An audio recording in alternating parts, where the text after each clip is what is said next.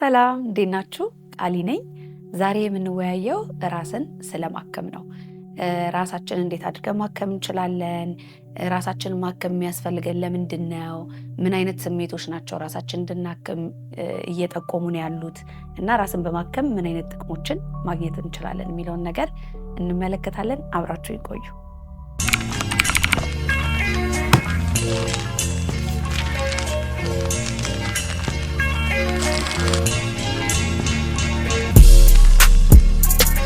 ሰላም እንዴት ናችሁ? ቃል ኪዳን አበራ ነኝ።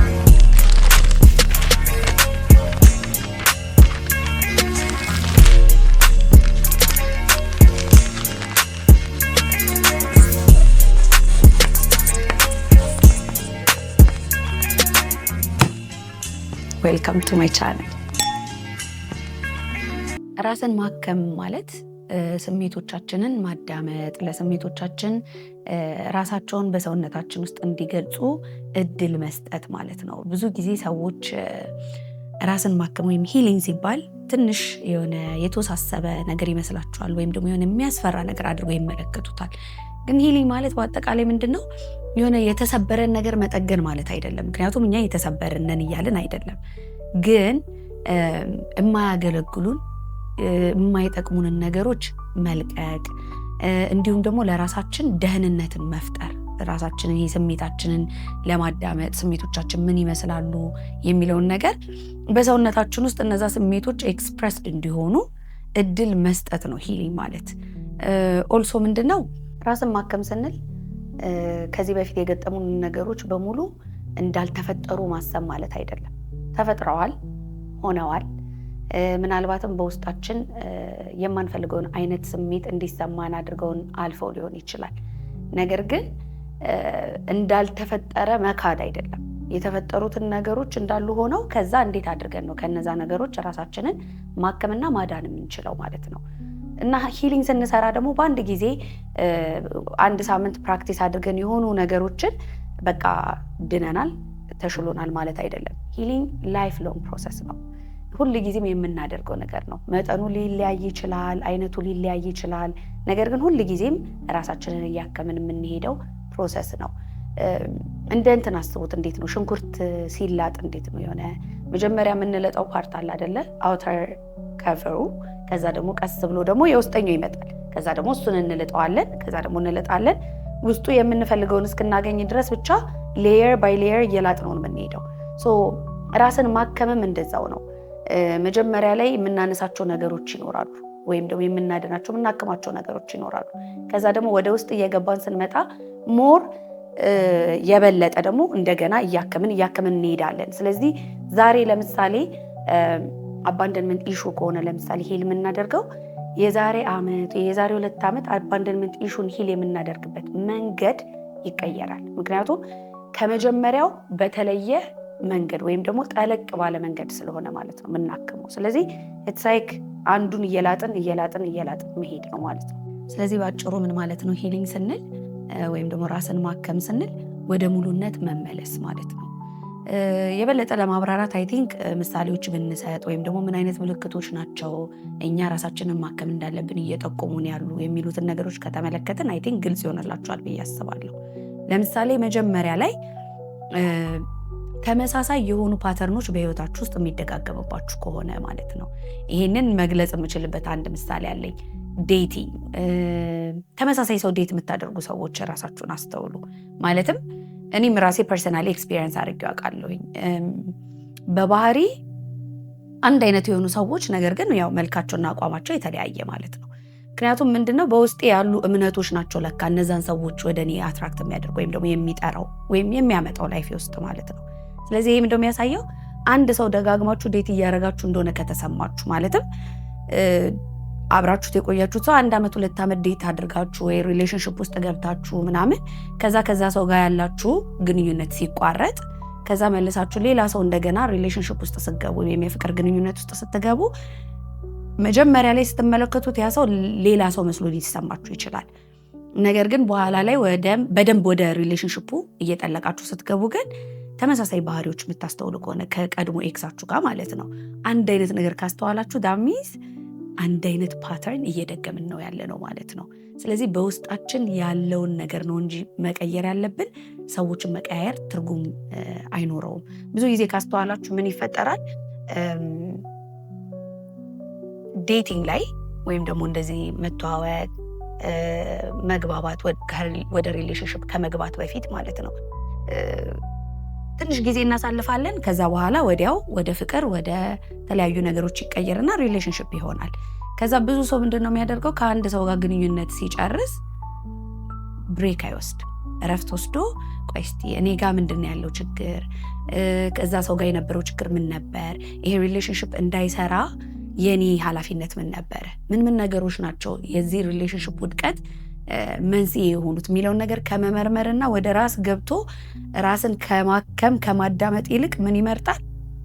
ሌላ ደግሞ ሰው ዴት ማድረግ ይጀምራል ማለት ነው። ከዛ እንደገና ሴም ፓተርን ይቀጥላል። አሁንም መጨቃጨቅ ከሆነ መጣላት ከሆነ ቱግ ማለት ከሆነ ዋትኤቨር እየተደጋገመ ይሄዳል ማለት ነው። ይሄ የሚያሳየው ራሳችንን መጀመሪያ ማከም እንዳለብን ነው። ፓተርን የምትደጋግሙ ከሆነ ፓተርን ሲባል ሪሌሽንሽፕ ላይ ብቻ ላይሆን ይችላል። ኢቭን በላይፋችሁ ውስጥ በራሳችሁ ላይፍ ውስጥም አንድ አይነት ነገር የምታረጉ ከሆነ አንድ አይነት ስህተት የምትሰሩ ከሆነ ይሄ ማለት ውስጣችሁ የሆነ የቆሰለ የታመመ ማንነት አለ። ከዛ የመነጨ ነው ይሄንን ውጤት እያሳየ ያለው። ስለዚህ ማስተዋልና ሂሊንግ ማድረግ እንደሚያስፈልገን መመልከት ያስፈልጋል ማለት ነው። ሌላኛው ደግሞ ምንድነው?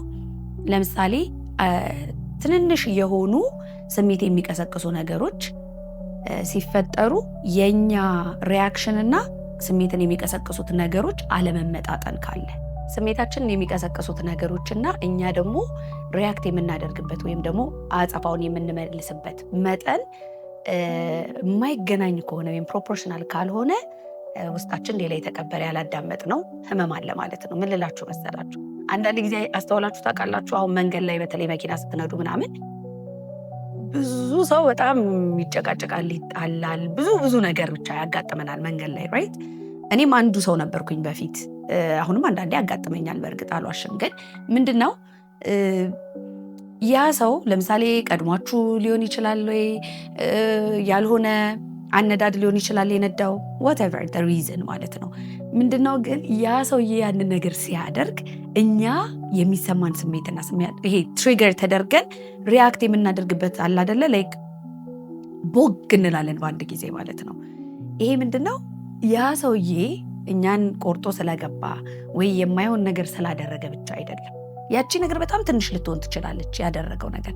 እኛን ግን የምታሰማን ስሜትና ወይም ደግሞ የምንመልሰው አጸፋ በጣም ከፍተኛ ከሆነ ከትሪገሩ አንጻር፣ ስሜቱን ከቀሰቀሰው ነገር አንጻር፣ ከኢንሲደንቱ አንጻር እኛ የምንሰጠው ምላሽ በጣም ከፍተኛ ከሆነና የማይመጣጠን ከሆነ ይሄ በውስጣችን የታመቀ አድሬስ ያልተደረገ ፕሮብለም አለ ማለት ነው። ሌላው ደግሞ ስሜታችንን የሚቀሰቅሱ ነገሮች አሉ አይደል? ለምሳሌ ቁጣ የሚያስነሳ፣ ንዴት የሚያስነሳ፣ ሀዘን የሚያስነሳ የሚቀሰቅሱ ነገሮች አሉ። በዛው ደግሞ ልክ የኛ ደግሞ አጸፋ አለ ወይም ደግሞ የኛ ምላሽ አለ። ምላሹና ስሜታችንን የቀሰቀሰው ነገር የማይመጣጠን ከሆነ በውስጥ የተቀበረ አድሬስ ያላደረግነው ኢሞሽን አለ ማለት ነው፣ ወይም ህመም አለ ማለት ነው። ምንድነው ይሄ? ባጭሩ ሳስረዳችሁ፣ ለምሳሌ በየቀኑ የሚገጥመን ነገር አለ አይደለ? መኪና ስንነዳ የተፈጠረው ነገር ትንሽ ሊሆን ይችላል። ወይ የሆነ ሰው አላግባብ ባጠገባችን አልፎ ሊሆን ይችላል፣ ወይ መንገድ ዘግቶብን ሊሆን ይችላል። በጣም ትንሽ የሆነች ነገር ልትሆን ትችላለች። የኛ ምላሽ ግን በጣም ከፍተኛ ከሆነ ያ ስሜታችንን የቀሰቀሰው ኢንሲደንት አለ፣ ሀፕን ያደረገው ነገር አለ። ነገር ግን እኛ ሪያክት የምናደርግበት ወይም ደግሞ ምላሽ የምንሰጠው ከችግሩ ጋር የማይመጣጠን ከሆነ ወይም ከፍተኛ የሆነ ሪያክሽን የምናሳይ ከሆነ በውስጣችን የታፈነ ስሜት ስላለ ነው ማለት ነው። ስለዚህ ሂሊንግ ማድረግ ምን ያህል ኢምፖርታንት እንደሆነ በዚህ ማየት ትችላላችሁ ማለት ነው። ይሄ ደግሞ ሁላችንም ኤክስፔሪየንስ የምናደርገው ነገር ይመስለኛል። ኢቭን በልጆቻችን ማየት ይቻላል። እኔ ከልጆቼ ጋር በጣም ግልጽ ነኝ፣ ብዙ ነገሮችን እንወያያለን እና አንዳንድ ጊዜ ጥፋት ሲያጠፉ እነሱ ያጠፉት ጥፋትና እኔ ያንን የምመልስበት መንገድ ላይመጣጠን ይችላል። ለምሳሌ ዕቃ ሲሰብሩ ሊሆን ይችላል፣ ወይ አይ ዶንት ኖ ልብሳቸውን ወይ ኮዳቸውን ምናምን ሊሆን ይችላል አበላሽተው ሲመጡና ከዛ እኔ ደግሞ በውስጤ ኦልሬዲ ወይ ንዴት ላይ ሊሆን ይችላል፣ የራሴ የሆነ በውስጥ ኤክስፒሪየንስ ያደረኩት ነገር ሊኖር ይችላል። ስለዚህ ምን ይሆናል ልክ ያቺ ነገር ስመለከታት ትሪገር ስታደርገኝ እኔ በጣም ልጮህ እችላለሁ፣ ልበሳጭ እችላለሁ፣ በጣም ልናገራቸው እችላለሁ ማለት ነውና ይሄንን ነው እያልኳቸው ያለሁት። ውስጤ ካለው ተነስቼ ከውስጤ ከኤክስፒሪየንስ እያደረኩት ካለው ስሜት ተነስቼ ነው እንጂ ምላሽ እየሰጠው ያለሁት እውነት የተፈጠረው ነገር ያን ያህል የሚያስጮህ ነው ያን ያህል የሚያበሳጨው ነው የሚለው ነገር ጥያቄ ውስጥ ይገባል ማለት ነው። እኔ ከልጆቼ ጋር አወራበታለሁ ሁሉ ጊዜ። አንዳንድ ጊዜ በጣም ነው የምጮህባቸው ሳላስበውና ብዬ ራሴን መለስ አደርግና አስረዳቸዋለሁ። አንዳንድ ጊዜ እናንተ የምታጠፉት ጥፋትና እኔ እናንተን የምቀጣበት መጠን ላይገናኝ ይችላል። ለምን እኔ ኦልሬዲ ሪያክት የማደርገው ወይም ደግሞ ምላሽ የምሰጠው በውስጤ ካለው ስሜት ተነስቼ ነው። ስለዚህ በንዴት ላይ ወይም ደግሞ በጭንቀት ላይ ወይም የሆነ ደስ የማይል ብለን የምንለው ኢሞሽን whatever ብቻ በውስጤ ኤክስፒሪየንስ እያደረኩኝ እነሱ አንድ የሆነ ትንሽዬ ተራ ነገር እንደ ልጅ ልጆች ታውቃላችሁ ይጮታሉ፣ ቃይ ሰብራሉ፣ ያበላሻሉ። ለነሱ ስራዬ ብለው እኛን ለማበሳጨት ወይ ለማሳዘን ላይሆን ይችላል። ግን ልክ ያንን ነገር ሲያደርጉኛ ቱግንልና ልንመታቸው እንችላለን። ይሄ ማለት በውስጣችን እኛ ያላዳመጥነው ሌላ የታፈነ ችግር አለ፣ ሌላ በደንብ መጎብኘት ያለበት መታከም ያለበት ስሜት አለ የሚለውን ያሳየናል። ሌላው ደግሞ ለራሳችን ያለን ግምት ወይም ደግሞ ለራሳችን የምንሰጠው ዋጋ በጣም ዝቅተኛ ከሆነ በውስጣችን ውስጥ ለምሳሌ በተደጋጋሚ የምናስባቸው ሀሳቦች አሉታዊ ከሆኑ ወይም ደግሞ ኔጌቲቭ ሰልፍ ቶክ በጣም በጣም በጣም የሚበዛ ከሆነ እነዚህ ነገሮች በውስጣችን ማከም ያለብን ነገር እንዳለ የሚጠቁሙ ነገሮች ናቸው። ስለ ኔጌቲቭ ሰልፍ ቶክ ቅድም ሳስተምንት እዛ ላይ መሰላችሁ ላይክ በልጅነታችን የምናሳልፋቸው ነገሮች አድልት ከሆን በኋላ ወይም ደግሞ ካደግን በኋላ በጣም በብዙ መንገድ ህይወታችን ውስጥ ተጽዕኖ ያሳድራሉ። ከቤተሰባችን ጋር የነበረን ግንኙነት፣ ትምህርት ቤት ውስጥ የነበረን ከጓደኞቻችን፣ ከአስተማሪዎቻችን፣ ከጎረቤቶቻችን፣ በአጠቃላይ ስናድግ በአካባቢያችን የነበረን ሰዎች ለኛ ያላቸው እይታ እኛን ስለ ራሳችን ያለንን እይታ ተጽዕኖ ያሳደርበታል። አሁን ለምሳሌ ስለ መልክ፣ ስለ አለባበስ፣ ስለ ጸባይ ምናምን ሰዎች የሚናገሩ ነገሮች አሉ። እኔ ለምሳሌ ፐርሰናሊ ልጅ ሆኜ በጣም በተደጋጋሚ የሚባለው ነገር አኩራፊ ነሽ፣ በቃ አለ አይደለ ምንም ነገር ይሄ ቶሎ የሆነ ነገር ለምሳሌ ሲያስከፋኝ ሲያበሳጨኝ በቃ ኩርፍ እላለሁኝ ይሆናል አይደለ ይከፋኛል። እና ይሄ ነገር ምን ሆነ የሆነ ጊዜ ላይ በጣም በተደጋጋሚ ሳደርገው አይገስ አኩራፊ የሚል በቃ ስያሜ ተሰጠኝ፣ ታይትል ሆነና ያታት ጀመራት ደግሞ ነበር መባለው ለምቦጫ ልትዘረጋው ነው ምናምን እባላለሁ። እና አንዳንድ ጊዜ ምን ይሆናል ላይክ እንዴት ብዬ ኤክስፕረስ ማድረግ እንዳለብኝ አላውቅም። ላይክ የተፈጠረውን ነገር እንዲህ እኮ ስለሆነ ነው ያስከፋኝ ምናምን ለማለት ቦታውንም ጊዜውንም የሚሰጥ ሰው ከሌለ ምን ታደርጋላችሁ? ኩርፍ ብላችሁ ዋጥ ነው የምታደርጉት፣ ሌላ ምንም ነገር የለም። እንደዚህ የምንባላቸው ነገሮች ስታክ ያደርጋሉ አይምሯችን ውስጥ ማለት ነው። ይቀመጡና ከዛ በኋላ ላይ ስለ ራሳችን ያለን እንዳልኳችሁ እኔ አኩራፊ ነኝ፣ እኔ አስቀያሚ ነኝ፣ እኔ ነጭናጫ ነኝ ምናምን የሚሉ ማንነቶችን ከራሳችን ጋር እንድናጣብቅና እንድናያይዝ ያደርገናል ማለት ነው። this negative self talks አድገን ስለ ራሳችን ያለን እይታ በጣም መጥፎ የሆነ ወይም አሉታዊ የሆነ እንዲሆን ሊያደርጉት ይችላሉ ማለት ነው። ስለዚህ እዚህ ላይ በጣም ጥንቃቄ ማድረግ ያስፈልጋል። እንደውም በዚህ አጋጣሚ ሼር ማድረግ የምፈልገው ነገር አለ። ራስን ማከም ሲባል ሂሊንግ ሲባል ከምን አንጻር ነው? አንዳንድ ጊዜ ሰዎች የሚመስላቸው በጣም የተወሳሰበ ነገር አድርገው ያስቡታል። ምንድነው እንደዚህ ሂል ማድረግ ምናምን እያላችሁ ይሆናል አይደለ? ምንም አያስፈልግም እኮ ትራማ ምናምን እያላችሁ እናንተ ሞር ስያሜ በሰጣችሁት ቁጥር ነገሩ እየገዘፈ ውስብስብ እየሆነ እየሄደ ነውና በቃ ሁሉም ያሳለፈው ነገር ነው ኖርማል ነገር ነው ብሎ ብዙ ሰው አለ አይደለ ዋጋ ሊሰጠው አይፈልግም። ምን ያህል ግን ተጽዕኖ እንደሚያሳድር እንድታውቁ ሪል ላይፍ ኤክስፒሪየንስ መናገር ወይም ደግሞ ሼር ማድረግ ስለፈለኩኝ ነው። በልጅነታችን ሁላችንም ለራሳችን ያለን አመለካከት አሁን የአራት ዓመት ወይ የአምስት ዓመት ልጅ ሄዳችሁ ብታናግሩ እኔ አላምርም፣ እኔ በራስ መተማመን የለኝም፣ እኔ ቆንጆ አይደለም ወይም whatever መጥፎ የሆነ ብቻ የራስ አገላለጽ መንገድ አይኖራቸውም። ልጆች ሙሉ ናቸው። ልጅ ሆነው ደስተኛ ናቸው፣ ይጫወታሉ፣ ይስቃሉ። ቁመናዬ፣ መልኬ፣ ፀጉሬ ምናምን ብለው አያስቡም፣ አይጨነቁም። ግን ቁስል የሚያደርስባቸው ነገር እንዴት እንደሚፈጠር ነው ልገልጽላቸው የፈለኩት። እኔ 2 ልጅ አለኝ። የመጀመሪያ ልጅ 9 ዓመቷ ነው። ሁለተኛ ልጅ 7 ዓመቷ ነው። ከለራቸው ይለያያል፣ ጸባያቸው ይለያያል፣ የፀጉር ቴክስቸራቸው ይለያያል። በአጠቃላይ 2 የተለያዩ ሰዎች ናቸው ልጆቼ። የመጀመሪያ ልጄ ሊትል ቢት ላይት ስኪን ናት፣ ማለት ቀላ ያለ የምንለው አይነት ከለር አላት። ሁለተኛዋ ልጄ ግን ጠየም ትላለች፣ ወይም ደግሞ ዳርከር ስኪን ያላት ማለት ነው። ቤት ውስጥ ምናምን ማንም ሰው እንደዚህ የሚላት አልነበረም። ላክሊ ማለት ሁሉም ቤተሰብ ውስጥ ግን እንደዛ ነው ለማለት እቸገራለሁ። ምንድነው ሀፕን ያደረገው? አይ ቲንክ 5 ዓመቷ አካባቢ ላይ ነው ይሄ ነገር ያጋጠመንና ማለት እሷ በደንብ መግለጽ የጀመረችው በዛ እድሜ ላይ ነው። ምን ትለኛለች? ማንም ሰው እኔ በጣም ነው ያስደነቀኝ ለመጀመሪያ ጊዜ ስትነግረኝ፣ ማንም ሰው ቀለሜን አይወደውም አለችኝ መታ። ከዛ እንዴት እንደዚህ ልትይ ቻልሽ ስላት፣ ትምህርት ቤት ስትሄድ ዩ ሉክ ላይክ ፖፕ ይሉኛል አለች። ማለት ከለርሽ ካካ ይመስላል ይሉኛል ነው ባጭሩ ያለች። እና አታምሪም፣ ስታስጠይ፣ ቆሻሻ ነሽ ማለት ምን ያህል ልቤ እንደሰበረኝ ልነግራችሁ አልችልም። ማለት እጅግ በጣም ነው ያዘንኩትኝ። እንደ ወላጅ ደግሞ አስቡት እናንተ ልጃችሁን እንዴት ተጨንቃችሁ እንዴት እንደምታሳድጉ፣ እንዴት ተንከባከባችሁ፣ በቃ ምንም ነገር ሳይነካቸው ልጆቻችሁ እንዲያድጉ እንደዛ እየለፋችሁ ሰዎች መጥተው እንደዚህ አይነት ነገሮችን ወደ አይምሯቸው ከተው ልጆቹ ብቁ እንዳልሆኑ ወይም ደግሞ ለራሳቸው ያላቸው ዋጋ ከፍተኛ እንዳይሆን ያደርጉባቸዋል ማለት ነው። እና ይሄ ነገር ደግሞ የሚመጣው በእርግጠኝነት እነዛ ልጆች ምናልባትም የሚያዩት ነገር አለ ቤተሰቦቻቸው ጋር፣ አካባቢያቸው ላይ የሚባሉ ነገሮች። ለምን ስናድግ በአጠቃላይ ምንድነው ፕሮግራም የተደረግነው?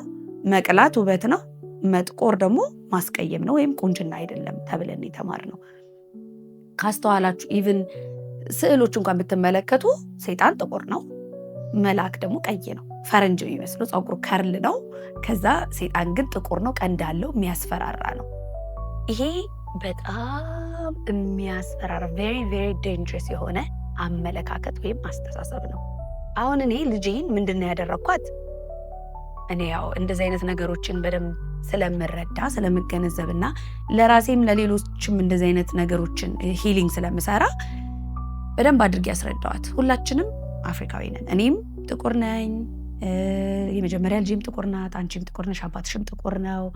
በአጠቃላይ ግን ከለራችን የተለያየ ነው። ሼዱ ነው የሚለያየው፣ መጠኑ፣ የጥቁረቱ መጠን አንዳንዶቻችን ላይ ደመቅ ያለ ነው፣ አንዳንዶቻችን ላይ ፈዘዝ ያለ ነው እንጂ ሁላችንም ከአንድ ምንጭ ነው የመጣ ነው ብዬ አስረዳዋት። ከዛም አልፌ ደግሞ ሁል ጊዜ በወጣች በገባች ቁጥር እኔ የእውነት እንትን ለማለትም አይደለም፣ ይሄንን አስተሳሰብ ለመቀየርም ሳይሆን የእውነት በጣም ቆንጅዬ ናት ለእኔ። እንግዲህ እኔ እናቷ ነኝ። እኔ የሚታየኝ ውበቷ፣ ፈገግታዋ፣ በቃ የልቧ ንጽህና፣ ደግነቷ ስለሆነ ሁል ጊዜ እነዚህ ፖዚቲቭ የሆኑትን ማንነቷን ነው መደጋግምላትና ስታምሪ የኔ ቆንጆ ታድለሽ እኮ ከለርሽ እንዴት እንደሚያምር፣ ፀጉርሽ እንዴት እንደሚያምር ዋጥ ባደርግሽ ልጄ እላታለሁኝ ሁል ጊዜ ማለት ነው።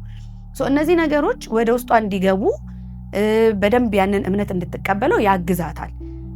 ግን ሁሉም ወላጅ በዚህ ያህል ደረጃ ከልጁ ጋር ላይነጋገር ይችላል። ምናልባትም ደግሞ አንዳንድ ልጆች የሚያጋጥማቸውን ትምህርት ቤት የሚያጋጥማቸውን እያንዳንዱን ነገር ለወላጆቻቸው ሄደው ላይናገሩ ይችላሉ። እነዚህ እምነቶች እያደጉ ሲመጣ ምን ይሆናል ማለት ነው? እቺ ልጅ አሁን ለምሳሌ እኔ ምንም ነገር ባረዳት፣ ስለ ራሷ ያላትን አመለካከት ባልቀየርላት፣ አድጋ ራሷን ስትመለከት በእርግጠኝነት ከለሪ ሲያስጠላ፣ ይህንን ብለብስ አያምርብኝም፣ ይህን ብቀባ ከኔ ከለር ጋር አይሄድም፣ ሰዎች አይወዱትም፣ አይቀበሉኝም። እንደዚህ አይነት ነገሮች ናቸው አላስፈላጊ ወደሆነ አርቲፊሻል ወደሆነ ውበትን ማምጫ ወደ መንገዶች ሰው የሚገባው ማለት ነው። ተረድታችሁኛል? ራይት ከለሯን ለመቀየር ወይ ደግሞ ይሆናል አይደለ የተሻለ ሰው ለመምሰል ጥረት ልታደርግ ትችላለች ማለት ነው። ባጭሩ ምን ልላችሁ ነው? ለራሳችን ያለን ግምት ዝቅተኛ የሚሆነው ወይም ደግሞ እንደዚህ ኔጌቲቭ የሆኑ ወይም አሉታዊ የሆኑ እምነቶች የሚቀረጹብን ካሳለፍናቸው ወይም ደግሞ ኤክስፔሪየንስ ካደረግናቸው ነገሮች ነው። ስለዚህ አስተውሉትና እንዴት አድርጋችሁ ሂል እንደምታደርጉ በደንብ እንመለከተዋለን። ግን እንደዚህ አይነት ነገሮች ውስጣችሁ ካለ ስለ ራሳችሁ፣ ስለ አቋማችሁ፣ ስለ አስተሳሰባችሁ አዎንታዊ እይታ ከሌላችሁ በውስጣችሁ የተቀመጠ ለራሳችሁ ዝቅ ያለ ግምት ወይም ደግሞ ህመም አለ ማለት ነው፣ ቁስል አለ ማለት ነው። ያንን ነገር እንድታስተውሉ ነው ይሄንን ነገር ሼር ማድረገው። በተጨማሪም ደግሞ በስሜት መገፋፋት ነገሮችን የምታደርጉ ሰዎች ካላችሁ ይሄ ማለት ምን ማለት ነው? ሀዘን ሲሰማችሁ በቃ ሞር የሚያሳዝናችሁን ነገር ማድረግ ወይ ደግሞ በጣም ኤክሳይትድ ስትሆኑ እሱን ተከትሎ ወዲያው እሱን ማድረግ ምን ይፈጠራል ብሎ ሳያመዛዝኑ ማለት ነው። ኢምፐልሲቭሊ ለማለት ነው ባጭሩ። እንግሊዘኛው ሞር ይገልጸዋል። ይሄ አለ አይደለ? እስቲ ምን ይሆናል፣ ይሄን ባደርግ ምን ይፈጠራል፣ ይሄንን ግን ባላደርገው ደግሞ እንደዚህ ይሆናል ብሎ አለ አይደለ? ማመዛዘን ሳይኖር በመጣላችሁ ብቻ ስሜት ላይ የምትነዱ ሰዎች ማለት ነው። ይሄ በሰላም አይደለም፣ ከውስጥ ካለ ችግር ነው። አንዳንድ ሰው ድፍረት የሚመስለው ሰው አለ። እኔ እኮ ጀግና ነኝ፣ አንዴ የሆነ ነገር ከተሰማኝ እሱን ነው የማደርገው፣ በቃ ወደኋላ ምንም ነገር አልፈራም ምናምን የምትሉ ሰዎች አላችሁ። ፕሊዝ ኢትስ ናት አባውት ዳት። አንዳንድ ጊዜ ቆም ብሎ ማመዛዘንና ማስተዋል ያስፈልጋል። ጀስት ቢኮዝ የሆነ ንዴት ስለመጣ የሆነ ሀዘን ስለመጣ ወይ የሆነ በመጣው ስሜት ብቻ መመራት አስፈላጊ አይደለም። ስሜት እኮ ጠቋሚ ናቸው እንጂ ሁል ጊዜ ያ ስሜት ስለተሰማን አክሽን መውሰድ አለበት ማለት አይደለም፣ ወይም ወደ ተግባር መቀየር አለበት ማለት አይደለም። ስለዚህ ሰከን ብሎ የሆነ ሰዓታትም ላይሆን ይችላል፣ ብቻ የሆነ ሞመንት ወስዶ ማስተዋልና ይሄንን ባደርገው ግን እኮ እንደዚህ አይነት ኮንሲኩዌንሶች ሊኖሩ ይችላሉ። ስለዚህ ቆይ ይሄን ከማድረግ ይልቅ ትንሽ ብጠብቅ ምንም ማለት አይደለም የሚሉ ዲሲዥኖችን መውሰድ አስፈላጊ ነው። ኢንስቴድ ዝም ብሎ በመጣልን ስሜት ከመገፋት ይልቅ ማለት ነው። ሰዎችን ማመን የምትቸገሩ ከሆነ፣ በቀላሉ መደሰት መቦረቅ የሚያስቸግራችሁ ከሆነ፣ አንዳንድ ሰው አይታችሁ ከሆነ ምንም አይነት ችግር ራሱ ሳይኖርበት እናንተ ስትዝናኑ ስትጮቱ ወይ ደግሞ በቃ አለ አይደል ጆይፉል ስትሆኑ አንቺ ምን አለብሽ አንተ ምን አለብህ ምናምን የሚሉ ሰዎች አሉ። አንተስ ምን አለብህ ብላችሁ ብትጠይቁት ያንን ሰው ምን እንዳለበት አያውቅም እኮ።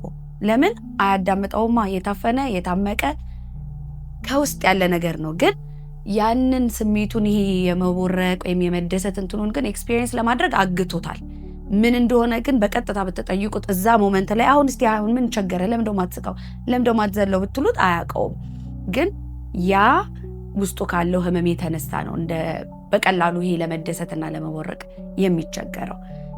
ሰዎች የማትፈልጉትን ነገር እንድታደርጉ ሲጠይቋችሁ ኖ ማለት የምትቸገሩ ሰዎች ካላችሁ፣ መስመር ማስመር የምትቸገሩ ሰዎች ካላችሁ፣ ፎከስ ማድረግ ስራ ለመስራት ሊሆን ይችላል፣ የተለያየ ነገር ለማድረግ ወይም ኮንሰንትሬት ማድረግና አንድ ነገር ማድረግ የሚያስቸግራችሁ ሰዎች ካላችሁ፣ ይሄ በአጠቃላይ ሂሊንግ እንደሚያስፈልግ የሚጠቁም ነገር ነው።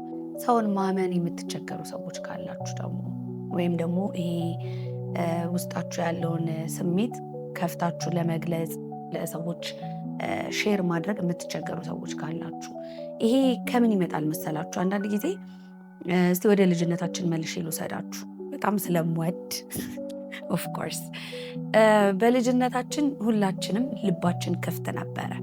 ልባችን ስላችሁ ኦርጋኑን አይደለም፣ I'm talking about the heart chakra. so ይሄ የማፍቀር ወይም ደግሞ የመፈቀርን ኤክስፒሪየንስ የምናደርግበትን ልባችንን ነው እያወራ ያለሁት ማለት ነው። እና ልጅ ሆነን በቃ ላይክ ሁሉንም ሰው እንወዳለን፣ ለሁሉም ሰው ፍቅር መስጠት እንችላለን፣ ከሰዎች ፍቅር መቀበል እንችላለን፣ ለእንስሳም ለሁሉም። ታውቃላችሁ ልጆች ለእንስሳ እንኳን እንዴት እንደሚሳሱ ለሁሉ ነገር ብቻ። ይሄ ምንድነው? ልባቸው ክፍት ስለሆነ ነው። በኋላ ላይ ግን እያደግን ስንመጣ ልባችን እንደዛው ክፍት እንደሆነ አይቀርም። እያደግን ስንመጣ ብዙ ሰው ለምሳሌ ይክደናል፣ ያጭበረብረናል፣ ይዋሸናል፣ ያሳዝነናል። በዛ ሰዓት ልባችን እየተሰበረ ስለሚሄድ ራሳችንን ለመጠበቅ ወይም ደግሞ ለመከላከል ብለን ልባችንን መዝጋት እንጀምራለን። ከተመለከታችሁ አሁን የ7 ዓመት ወይ የ9 ዓመት ልጅን የሆነ ነገር አርጋችሁት ገርፋችኋቸው ተቆጥታችኋቸው የሆነ ነገር ብላችኋቸው 5 ደቂቃ 10 ደቂቃ በኋላ እንባቸውን ከተራረጉ በኋላ መጥተው ያቅፏችኋል፣ ይሰማችኋል፣ አብሯችሁ ይጫወታሉ። ምንም ነገር እንዳልተፈጠረ ሁሉ ነገር እርስት አድርገው ነው የሚመጡት። this is because ገና ልባቸው ስላልተዘጋ ማለት ነው፣ ክፍት ስለሆነ ማለት ነው። እነዚህን ልጆች ግን በተደጋጋሚ ለምሳሌ የሆነ ነገር መተው ሼር ሲያደርጉን ሊያወሩን በቃ ኤክሳይትድ ሆኖ ሲያወሩን ዞር በል ብለን ቦታ ማንሰጣቸው ከሆነ እድል ማንሰጣቸው ከሆነ እነሱ የሚናገሩት ነገሮች ወይም ደግሞ ለእኛ የሚገልጹት ነገር ዋጋ እንደሌለው የምናሳያቸው ከሆነ ወይም ደግሞ ሚስጥር ብለው ለምሳሌ መጥተው የሚያፍሩትን ወይም ደግሞ ሌላ ሰው እንዲያውቅባቸው የማይፈልጉትን ነገር ለእኛ ከነገሩን በኋላ ሜቢ ቤተሰብ በተሰበሰበ ጊዜ ይሄው በጣም በቃ እኔ እንጃ እኔን አንዱ ልቤን ከሚሰብሩ ነገሮች አንዱ ነበረ።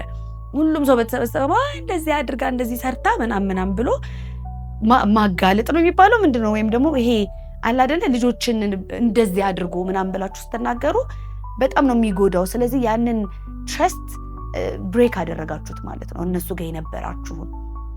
በዚህ ሰዓት ላይ እንዳልኳቸው ልባቸውን እየዘጉ ይመጣሉ። ስለዚህ በቀላሉ ይቅርታ የማድረግ አቅማቸው እየቀነሰ ይመጣል ማለት ነው። እያደጉ 12 13 ዓመት ላይ ሲደርሱ እነሱም ኦፕን አፕ አያደርጉልንም፣ እንደፈለጉ በግልጽ አይናገሩም፣ እንደፈለጉ መጥተው ከኛ ጋር እንደ ድሮ አይሆኑልንም። ልባቸውን ቆጠብ በማድረግ ይጀምራሉ። ይሄ ላለመጎዳት ነው፣ አውቀው የሚያደርጉት ነገርም አይደለም፣ በውስጥ ራሱ የሚመጣ ነገር ነው። ላይክ እንደ ዲፌንስ ሜካኒዝም ማለት ነው።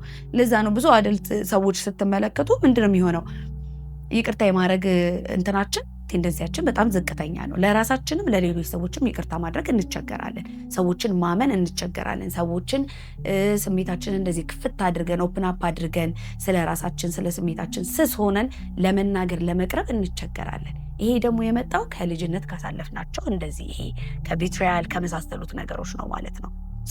መለስ ብለን ምንድነው ያሳለፍኩት በልጅነቴ? አሁን እዚህ ጋር ሁላችሁም ምናልባት እነዚህን ምልክቶች ስነግራችሁ ይሄን ማንም ኤክስፒሪየንስ አድርጌዋለሁ ግን እኔ ምንም አልሆንኩም ብላችሁ የምትሉ ሰዎች ልትኖሩ ትችላላችሁ። አት ዘ ሴም ታይም ደግሞ እውነቷን እኮ ነው ትንሽ መለስ ብል ይሄኔ ብዙ ነገሮች ላገኝ እችላለሁ፣ ያንን ካዳንኩኝ ደግሞ አምሹር የተሻለ ህይወት አገኛለሁ ብላችሁ የምትሉም ሰዎች ትኖራላችሁ። በአጠቃላይ ግን እኔ በተለይ ምንድነው ምለው እኛ ማህበረሰብ ውስጥ በተለይ ይሄ የሀበሻ ፓረንት የነበረን ሰዎች ካላችሁ አብዛኞቻችን መጠኑ ይለያይ እንጂ ትራውማቲክ የሆኑ ኤክስፒሪየንሶች ወይም ደግሞ የሚያቆስሉን የሚያሳምኑን ኤክስፒሪየንሶች አሳልፈናል። ስለዚህ ከነዛ ህመሞች ራሳችንን ማከምና ራሳችንን ነፃ ማውጣት ያስፈልገናል። ችግሩ ምን መሰላችሁ? የኛ ወላጆች ራሳቸው ያሳለፉት ትራውማቲክ ኤክስፒሪየንስ ነው ወደኛ እንደዚህ አይነት የሚያሳምሙ ኤክስፒሪየንሶችን እንዲያስተላልፉ ያደረጋቸው ባለማወቅ።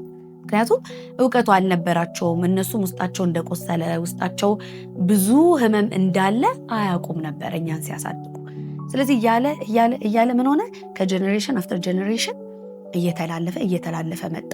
አሁን በሳይንስም የተረጋገጠ ነገር ነው። አንድ እናት በማህፀን ውስጥ ለልጇ ኤክስፒሪየንስ የምታደርጋቸውን ነገሮች በአጠቃላይ ማስተላለፍ ትችላለች።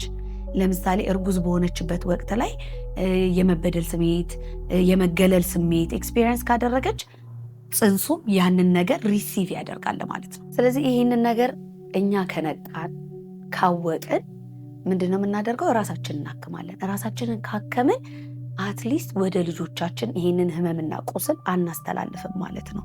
ስለዚህ ብሬክ እናደርገዋለን ማለት ነው ሳይክሉን እንጂ አሁን ተመልሰን በቃ ሁሉ ጊዜ ወላጅ እየተወቀሰ ወይም ደግሞ ላይክ አያት ቅድመ አያት አንሴስተርን እየወቀሰን እንዴት እንኖራለን እንድትሉ አይደለም። እንድታስተውሉት፣ እንድታውቁት፣ እንድታክሙትና የተሻለ ትውልድ እንድንፈጥር ነው ይሄንን ማወራው። አሁን አጠር አድርገን እንዴት ነው በቅደም ተከተል ራስን ማከም መጀመር የምንችለው እንመለከታለን። የመጀመሪያው ስቴፕ ምንድነው? ስሜቶቻችንን እውቅና መስጠት። ብዙ ጊዜ ስንማር ከልጅነት ጀምሮ ምንድነው የተወሰኑ ስሜቶች ጥሩ ናቸው፣ የተወሰኑ ስሜቶች ደግሞ መጥፎ ናቸው ብለን ካቴጎሪ ሰተናቸዋል። ለምሳሌ ደስታ፣ መቦረቅ፣ መጫወት፣ መዝናናት የመሳሰሉ ፍቅር ምናምን የመሳሰሉት ኤክስፒሪየንስ ወይም ደግሞ ኢሞሽን በጣም ቆንጆ እንደሆነ ደስ የሚል እንደሆነ ተቀባይነት እንዳለው ነው የተማርነው። ከዛ ደግሞ ሀዘን፣ ጭንቀት፣ ንዴት ደግሞ መጥፎ፣ ስለዚህ ልክ አይደሉም፣ ፊል ማድረግ አይገባንም ወይም ደግሞ ሊሰማን አይገባም የሚል አመለካከትና አስተሳሰብ ብዙዎቻችን ውስጥ አለ። ነገር ግን ማስተዋል ያለብን ነገር ምንድነው? ስሜት ነው። በቃ መጥፎም ሆነ ጥሩ ስሜት ነው። ይሄ ስሜት ጥሩ ነው፣ ይሄ ስሜት መጥፎ ነው እያልን ጎራ ከምንሰጣቸው ምንድነው ማድረግ ያለብን?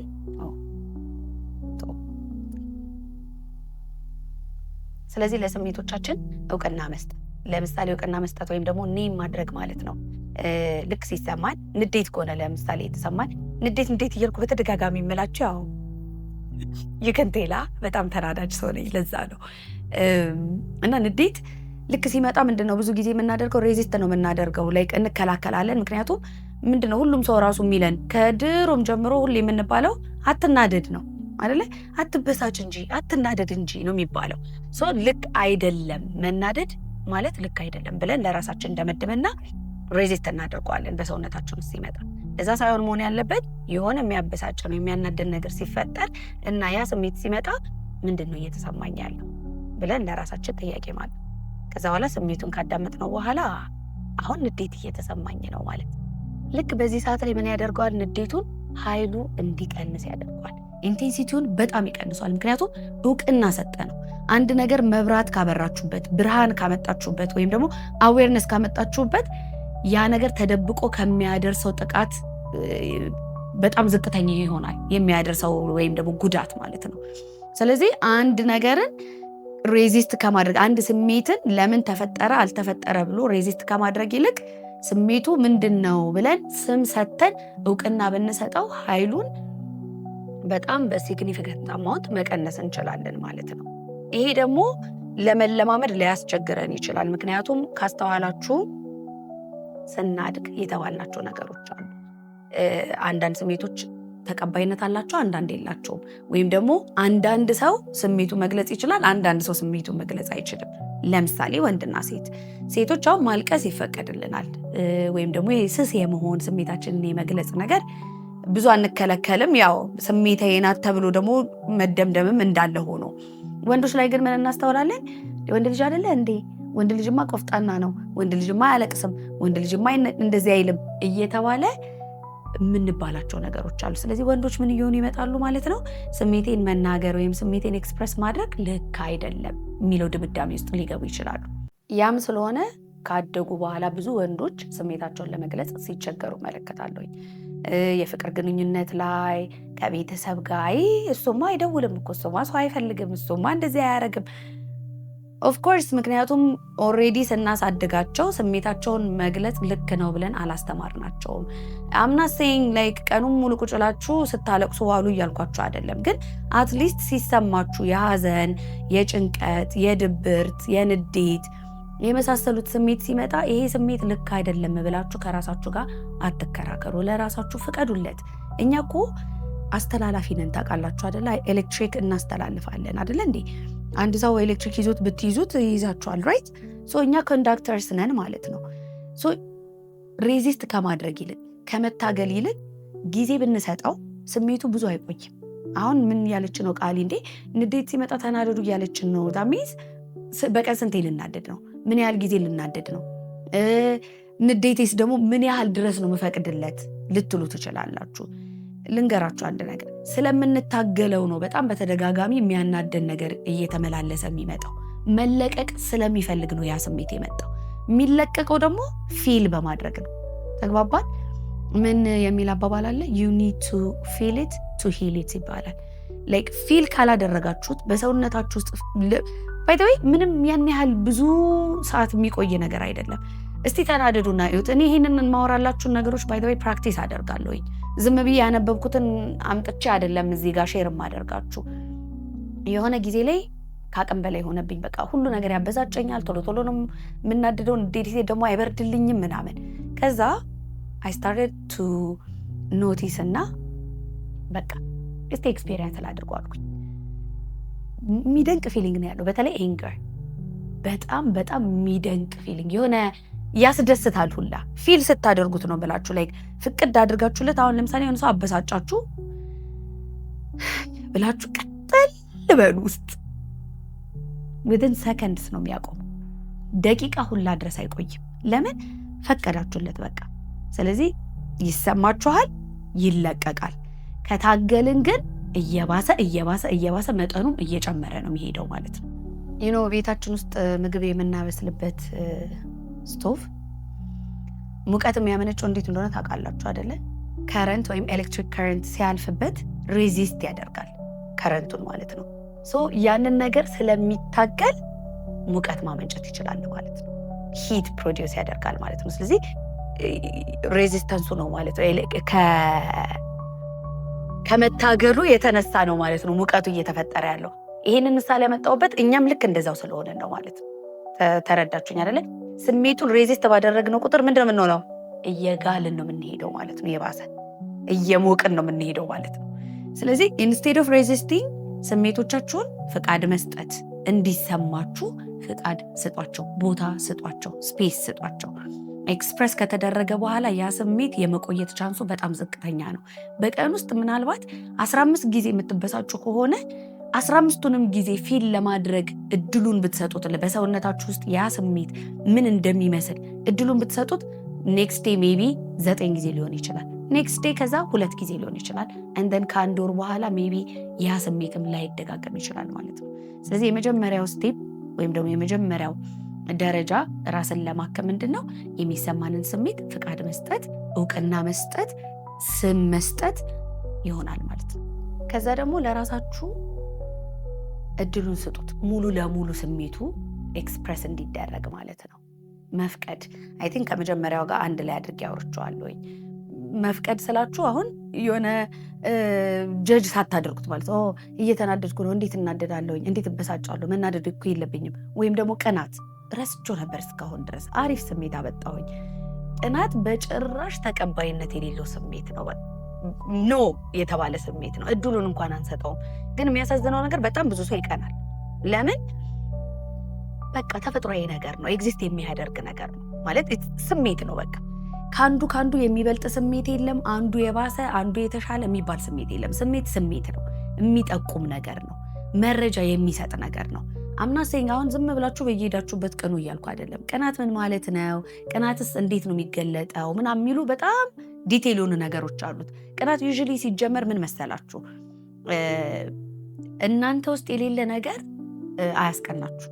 በነገራችን ላይ ለምሳሌ አንድ ምሳሌ እንውሰድ። ሶሻል ሚዲያ ኢንፍሉዌንሰር እንበል ወይም ሴሌብሪቲ ወሬቨር፣ ይሄ ሶሻል ሚዲያ ላይ ምንድነው ፕሬዘንስ ያለው ሰው እንውሰድ። ምናልባት እናንተ ስልካችሁን ስትጠቀሙ ያንን ሰው ስታዩ ልትቀኑ የምትችሉ ሰዎች ካላችሁ ባለባበሱ ሊሆን ይችላል፣ ወይ ራሱን በሚገልጽበት መንገድ ሊሆን ይችላል፣ በሚቀባው ነገር ሊሆን ይችላል፣ ባለው ነገር ሊሆን ይችላል። የምትቀኑ ከሆነ ልንገራችሁ፣ ሜቢ ዩ ዋንት ቱ ቢ ኤ ሶሻል ሚዲያ ኢንፍሉዌንሰር፣ ሌላ ነገር አይደለም። ጠቋሚ ነው። የሆነ ነገር ኢንስፓየር እንደሚያደርጋችሁ እዛ ሰው ጋር ያለው ነገር እናንተም ጋር የተቀመጠ ነገር እንዳለ ሊጠቁማችሁ ሊያሳያችሁ የመጣ ነገር እንጂ እናንተ መጥፎ ሰው ስለሆናችሁ አይደለም፣ ወይም እንደዚህ አይነት ስሜት እየተፈጠረ ያለው። በዚህ መልኩ ቅናትን አንደርስታንድ ካደረጋችሁ ሁሉ ነገር ቀላል ይሆናል። ግን ሬዚስት የምታደርጉ አይነት ሰዎች ከሆናችሁ ግን እኔ አልቀና፣ እኔ ቅናት የሚባል ነገር አያቀኝም፣ ደግሞ አለ መንፈሳዊና እንትናዊ ቅናት እያለ የሚከፋፍሉት ነገር ፕሊዝ በቃ ስያሜው ምናምኑ ላይ ብዙም ፎከስ አናድርግበት። ግን ባጭሩ ምንድነው የሆነ የቅናት ስሜት ከተሰማችሁ ወይም እንደዛ ሰው የመሆን፣ እንደዛ ሰው የመልበስ፣ እንደዛ ሰው የመራመድ፣ እንደዛ ሰው የመናገር ወይ እንደዛ ሰው የማድረግ whatever ስሜት ካላችሁ it's only because ከዛ ሰው ጋር ተመሳሳይ የሆነ እናንተም ውስጥ ያለ ኳሊቲ ስላለ እሱን ኳሊቲ ማውጣት ስላልቻላችሁ ነው እየቀናችሁ ያላችሁት። ያንን ማንነት መላበስ ስላልቻላችሁ ነው በዛ ሰውዬ እየቀናችሁ ያላችሁት እያላችሁ ነው። ቅናት ጠቋሚ ነው እንጂ ከራሳችሁ ጋር እንድትጣሉና ራሳችሁ ላይ እንድትፈርዱ አይደለም ያ ስሜት የመጣው። እንደዚህ አይነት ስሜቶችን ኢንስቴድ ኦፍ ጀጂንግ አወርሰልቭስ እነዚህ ስሜቶች ለምን ተሰሙን ብላችሁ ፍቀዱላችሁ። ለምሳሌ ዶክተር መሆን የማይፈልግ ሰውዬ ማለት ነው በዶክተር አይቀርም። እውነቱን ልንገራችሁ፣ አርቲስት የሆነ ሰው ማለት ነው ውስጡ አርቲስት ስላችሁ ሰዓሊ ሊሆን ይችላል፣ ሙዚቀኛ ሊሆን ይችላል።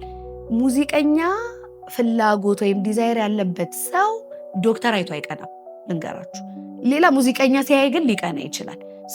ምናልባት ወደ ሙዚቃው ዓለም ወደዛ መስመር መግባት አለብህ መሄድ አለብህ እያለ ለራሱ ሊያሳየው ሊጠቁመው ሊሆን እንደሚችል መረዳት ኢምፖርታንት ነው። ስለዚህ እባካችሁ በሚያስፈልገው ሁኔታ ሁላ አላው አድርጉትና ስሜቶቻችሁን ግለጹ። ማልቀስ ሊሆን ይችላል፣ ትራስ ስር መጮህ ሊሆን ይችላል። ዲቴይል እናያቸዋለን እነሱን ቀስ ብለን። ግን ኤኒዌይዝ አላው አድርጉት ኤክስፕረስ እንዲደረግ ወይም ደግሞ በሰውነታችሁ ውስጥ ያ ስሜት እንዲገለጽ ፍቃድ ስጡት። ራሳችሁ ላይ ሳትፈርዱ ለምን ተሰማኝ፣ እንዴት ይሰማኛል፣ እንዲህ መሆን አለብኝ፣ እንዲህ መሆን የለብኝም ብላችሁ ከራሳችሁ ጋር ሳትከራከሩ። እንዳልኳችሁ አንዳንድ ስሜቶች ኦልሬዲ ተቀባይነት የላቸውም ተብለን ስላደግን ኤክስፕረስ ለማድረግ ልንቸገር እንችላለን። ንዴት በተለይ እኔ በጣም ነው የምገረመው። በቃ አትናደጂ ቶሎ ታረጃለሽ ይሉኝ ነበር በፊት ማለት ነው። አሁን እንኳን እድሉንም አልሰጥም እንደዛ እንዲለኝ ሰው። ግን ኦ ማይ ጋድ ተናዳችሁ ሰው አትናደዱ ሲላችሁ ምን ያህል እንደሚያናድድ መቼስ ለእናንተ አልነግራችሁ። ምክንያቱም በጣም ነው የሚያበሳጨው። ላይክ ኢትስ ናት ሰምቲንግ እየተቆጣጠርኩት ወይ ፈቅጄ ምናምን አይደለም እየተከናወነ ያለው። የሆነ ነገር ቀስቅሶታል፣ ስሜቱን ወጥቷል። ስለዚህ አለመናደድ ሳይሆን ጤናማ በሆነ መንገድ ንዴትን መግለጽ ነው የሚያስፈልገው። እቺ ላይ መስመር አድርጉ። ጤናማ በሆነ መንገድ መግለጽ። ለምን ንዴት ጤናማ በሆነ ባልሆነ መንገድ መገለጽ ስለሚችል ማለት ነው። ጤናማ ያልሆነው መንገድ ታውቃላችሁ፣ አግሬሽን፣ ለምሳሌ ከሰዎች ጋር ፊዚካል የሆነ ጸብ፣ ግብግብ ውስጥ መግባት፣ መጥፎ ቃላት መናገር የመሳሰሉት ነገሮች ጤናማ ያልሆኑ ኤክስፕሬሽኖች ናቸው። እኔ ግን እያወራ ያለሁት ጤናማ የሆኑትን ነው። ለምሳሌ በጣም የተናደደ ሰው ጂም ሄዶ ወርክአውት ቢያደርግ ያንን ስሜት በደንብ መግለጽ ይችላል። ሄዳችሁ መቀጥቀጥ ነው። ቢካዝ ያኛው ስሜትን ጤናማ በሆነ መንገድ ማውጫ ወይም መግለጫ ስለሆነ ማለት ነው። ስለዚህ ሶስተኛው ስቴፕ ምንድነው የሚሆነው? በጤናማ በሆነ መንገድ ስሜቶቻችንን መግለጽ መቻል። ያው ስሜቶቻችን የሚገለጡት ኔጌቲቭ ብለን ያሰብናቸውን ስሜቶች ነው እንጂ ፖዚቲቭንማ መቼስ የምንገልጥበት መንገድ ያው ጥሩ ነው። ስንደሰት እንስቃለን፣ እንጮታለን፣ እንተቃቀፋለን፣ እንሞጋገሳለን የመሳሰሉት ነገሮች። ግን ስንበሳጭ፣ ስናዝን፣ ስንከፋ፣ ስንቀና ግን የምንገልጽባቸው መንገዶች ዲፍረንት ናቸው። ከሰዎች ጋር የሚያስቀይመን፣ ሰዎችን የሚያስከፋ፣ የሰውን ማንነት ላይ ጉዳት የሚያደርስ ነገር በማድረግ አይደለም ስሜቶች የሚገለጹት። ጤናማ የሆኑ በጣም ብዙ መንገዶች አሉ። በእነዛ መንገድ እነዛ ስሜት መግለጽ በጣም ኢምፖርታንት ነው። ውስጣችንን እንድናድን የሚያግዘን አንዱ ስቴፕ ይሄ ነው። ሌላ የቀረን ነገር ምንድን ነው? እስከዛሬ ድረስ ስንባል የነበረውን ታሪካችንን መቀየር፣ ሪፍሬሚንግ ዩር ስቶሪ ማለት ነው። ይህንን የምናደርግባቸው ብዙ መንገዶች አሉ። ለምሳሌ ብቁ አይደላችሁም፣ ጎበዝ አይደላችሁም፣ ቆንጆ አይደላችሁም፣ አትረቡም ተብለን ያደግን ሰዎች ካለን ወይም ደግሞ እንደዚህ አይነት አካባቢ ውስጥ ያደግን ሰዎች ካለን ይሄንን መቀየር፣ እኔ ብቁ ነኝ፣ እኔ ቆንጆ ነኝ፣ እኔ ጥሩ ነኝ፣ እኔ ፍቅር ይገባኛል፣ እኔ ሰላም ይገባኛል ወደሚሉ ታሪኮች መቀየር ማለት ነው። ዊ ዶንት ኒድ ቱ ስቴይ ድሮ የተባልናቸውን ነገሮች አምነን ተቀብለን ቁጭ ብለን እየደጋገምን እነሱን ታሪካችንን እየሰራን መኖር አይጠበቅም። አዲስ ታሪክ መፍጠር እንችላለን ማለት ነው። ከዛ የሚቀጥለው የሚሆነው አይ ቲንክ ይቅርታ ማድረግን መለማመድ። ይቅርታ ማድረግን ስላችሁ ብዙ ጊዜ ሰዎችን ይቅርታ ማድረግ አንቸገርም። አብዛኞቻችን እንደማስተውለው ከሆነ ሰዎችን ይቅርታ የምናደርግላቸው ባይ ዘ ዌይ ለእነሱም አይደለም ለራሳችን ጭምር ነው። ለመሰላችሁ ምንድነው? ቂም ራሱ የያዘ ነው አይደለም የሚባለው? ቂም የያዘ ነው የምንለው እኛ ውስጥ ነው የምንይዘው ቂሙን። እዛ ሰውዬ ውስጥ አይደለም ቂሙን የምንይዘው። የበደለን ሰውዬ ሰውነት ውስጥ አይደለም ቂሙ የሚቀመጠው፣ እኔ ሰውነት ውስጥ ነው ቂሙ የሚቀመጠው። ያ ደግሞ እኔን ነው የሚጎዳኝ፣ እኔን ነው የሚያሳመመኝ። ቅድም እንደውም የረሳሁት ነገር አሁን በመሀል ትዝ አለኝ ማለት ነው። ኢቭን በሽታ ታውቃላችሁ፣ ሁሉም በሽታ አይደለም በእርግጥ ግን አንዳንድ በሽታዎች አሉ ማለት ነው። ከስሜት መጎዳት የሚመነጩ በሽታዎች ማለት ነው። ለምሳሌ የጨጓራ በሽታ። ጨጓራ በሽታ ተቃጠልኩ ነው የምንለው አይደለ? የሆነ ነገር እንትን ሲለን ሲያበሳጭን የሆነ ነገር ስንሆን ይሄ አረርኩ ተቃጠልኩ ነው የምንለው። እንደዚህ አይነት በሽታዎች ከስሜት ጋር የተያያዙ ናቸው። ስለዚህ መለስ ብሎ መመልከት ያስፈልጋል። ይሄ ልባችን ላይ መታፈን ስሜት፣ ሰውነታችን፣ ጡንቻዎቻችን ችግር ካለብን ሁሉም በሽታ ከስሜት የመነጨ ነው እያልኳቸው አይደለም። ግን አንዳንድ በሽታዎች ምንድነው የሚጠቁሙን? በስሜት ያለቀቅናቸው የያዝናቸው ነገሮች እንዳሉ የሚጠቁሙ ናቸው። ለምን ስሜት ትራውማቲክ ኤክስፒሪየንስስ ከአይምሮአችን በትውስታ ደረጃ ሊጠፉ ይችላሉ። በ6 ዓመት በ7 ዓመት ያሳለፍናቸው ነገሮች እኮ ላናስታውስ እንችላለን ዛሬ ላይ። በአይምሮአችን ነው ግን ማናስታውሰው። ሰውነታችን ግን አይረሳም። the body keeps the score ይባላል። ሰውነታችን ስቶር ያደርገዋል እነዛን ስሜቶች ማለት ነው። ስቶር የሚያደርግበት ቦታ ደግሞ የተለያየ ቦታ ነው። ሳምባ ላይ ሊሆን ይችላል፣ ልብ ላይ ሊሆን ይችላል፣ ኩላሊት ላይ ሊሆን ይችላል፣ የተለያየ ቦታ ሊቀመጥ ይችላል፣ ሂፕ ላይ ሊሆን ይችላል። ሶ አንዳንድ በሽታዎችም ጠቋሚ ናቸው።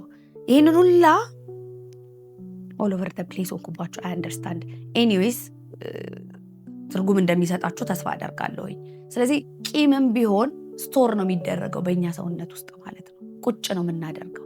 ስለዚህ እኛን ነው የሚያሳምመን። ወደ በሽታ የሚቀየረው እኛ ውስጥ ከተቀመጠ ነው እንጂ እዛኛው ሰውዬ ውስጥ አይደለም፣ ወይም የበደለን ሰውዬ ውስጥ አይደለም። ስለዚህ ሪሊዝ ስናደርግ፣ ያንን ሰው ይቅር ስናደርግለት፣ ያ የተቀመጠው የታፈነውን ስሜት አብረን ስለምንለቀው እኛም ሰላም እናገኛለን፣ ያም የበደለን ሰውዬ ነፃ ይወጣል ማለት ነው። ስለዚህ ለሰዎችም ለራሳችንም ፎርጊቭነስን ፕራክቲስ ማድረግ በጣም አስፈላጊ ነው እላለሁ። ሌላ አንድ ነገር ልንገራችሁ ትዝ ስላለኝ ነው። የዛሬ ዓመት አካባቢ ነው ኤክስፒሪየንስ ያደረግኩት። አይ ዋዝ ዱዊንግ ለአንድ ሰው ሂሊንግ እየሰራው ነበር ማለት ነው። እና ብዙ ነገሮች አስተውላለሁ። ያው ሂሊንግ ስሰራ ኤነርጄቲክ ሂሊንግ ነው እያወራ ያለሁት እና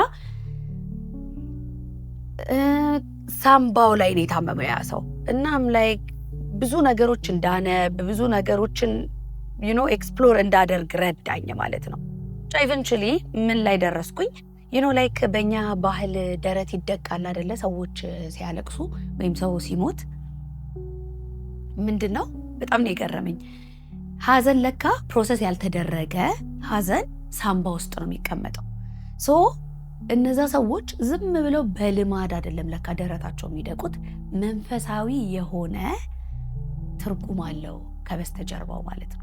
ሲደቃ ከዛ ከሳምባ ውስጥ የሚቀመጠው ሀዘን ሪሊዝ እንዲደረግ እንዲወጣ ነውና ኢትስ አ ቢዩቲፉል ካልቸር። እኔ እንትን አይደለሁኝ ምን አይነት ሰው መሰልኳችሁ? ከድሮም ታውቃላችሁ ጠያቂ ነኝ ምናምንና ዝም ብሎ የተባልኩትን ነገር መቀበል ሰው ስላልሆንኩኝ ለምዶ ሰዎች እንደዚህ የሚያደርጉት ይሄ I thought they were just being extra like ደረት እየደቁ ምናምን በቃ ለድራማ ወይ ደግሞ ይሄ በጣም አዝኗል በጣም ተከፍቷል የሚለውን ነገር ለማሳየት ይመስለኝ ነበር። but apparently it's not. it's because እዛ ውስጥ የተቀመጠ ነገር እንዲወጣ ሪሊዝ እንዲደረግ ነውና ያ በጣም ፋሲኔት ስላደረገኝ በመሃል ልንገራችሁ ብዬ ነው።